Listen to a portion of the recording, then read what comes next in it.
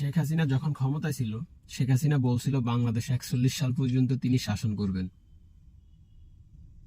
যারা গ্রামে বসবাস করেন, যাদের কাছে ফোন নাই, তারা স্বৈরাচার হাসিনা 17 বছর কিভাবে বাংলাদেশ শাসন করছে মোটামুটি সকলেই জানেন। এগুলো বলার আর কিছু লাগে না।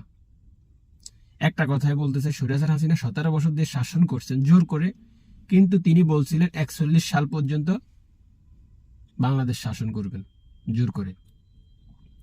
স্বৈরাচার হাসিনা কি মানে নিজ থেকে বাংলাদেশ ছেড়া চলে গেছে? জাতির কাছে একটা প্রশ্ন রইল। স্বৈরাচার হাসিনা বাংলাদেশ থেকে জোর করে যায়নি।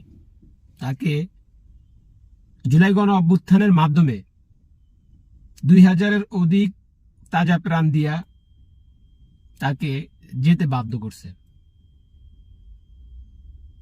স্বৈরাচার হাসিনা এমনিতেই বাংলাদেশ ছেড়া চলে যায়নি, যাইতে বাধ্য করা হয়েছে। 5 তারিখে যদি স্বৈরাচার হাসিনা বাংলার জমিন থেকে না যেত, তাহলে তাকে মাইরা লেত বাংলাদেশের আমজনতা, সাধারণ মানুষ, জুলাই গণ অভ্যুত্থানের নেতৃত্ববৃন্দ। আপনারা 17 বছর ভোট দিতে পারেননি, আপনাদের কথা বলার অধিকার ছিল না, আপনাদের বিচার বিভাগ হত্যা করে লাইছে।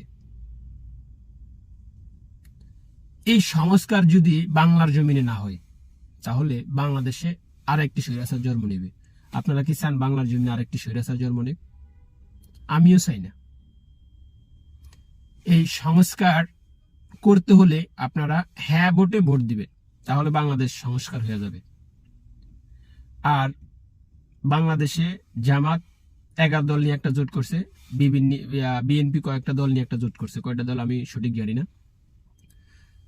এখন জামাতের মধ্যে যদি স্বৈরাচারের কোনো সিটাপুটা থাকে, তাহলে জামাতকে লাল কার্ড। আর বিএনপির মধ্যে যদি স্বৈরাচারের বা আওয়ামী লীগের কোনো সিটাপুটা থাকে, আওয়ামী লীগের মতো কথাবার্তা বলে, তাহলে বিএনপিকে লাল কার্ড। বাংলার জমিনে আরেকটি স্বৈরাচার জন্ম নেক। স্বৈরাচার জন্ম নিলে মনে করেন স্বৈরাচারকে বাংলার জমিন থেকে দূরানো এত সহজ? আপনারা কতবার রক্ত দিবেন, কতবার তাজা প্রাণ যাবে? আপনার যাবে না, আপনার ছেলের যাবে, আপনার মেয়ের যাবে।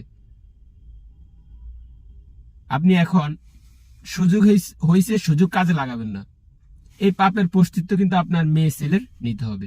অতএব সংস্কারের পক্ষে হ্যাঁ ভোট দিন, আর যাদের মধ্যে স্বৈরাচারী আলামত থাকবে তাদেরকে না বলুন।